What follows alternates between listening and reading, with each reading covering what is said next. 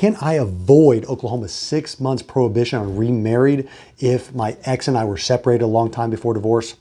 I'm Tulsa Attorney James Wirth. That's the question that we have. It is a statutory question. It is under Oklahoma Statutes Title 43, Section 123, and it provides that when you get divorced in the state of Oklahoma, you cannot marry another person until 6 months has passed from the date of that divorce decree, from the date that that marriage is dissolved.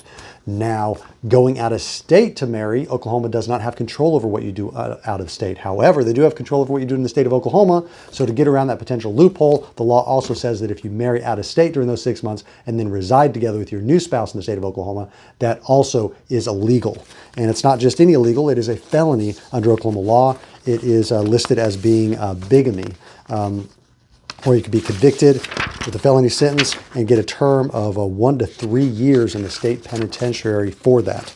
So the question is, though, if we were separated a long time before we get our marriage dissolved, does that mean that we can remarry? The answer is no. There's no exceptions listed in the statute. Doesn't matter how long you were separated, how long the divorce process took, whether you had a legal separation entered even by a court before that. The law doesn't list any exceptions for that. So once that divorce decree is entered, that's when the 6 months starts to count, regardless of what occurred prior to that. All right, if you're dealing with that circumstances, have another question about Oklahoma family law, you're going to want to talk to an attorney privately, confidentially about that to get legal advice. If you want to speak to an attorney at my office, you can go online to makelawEasy.com.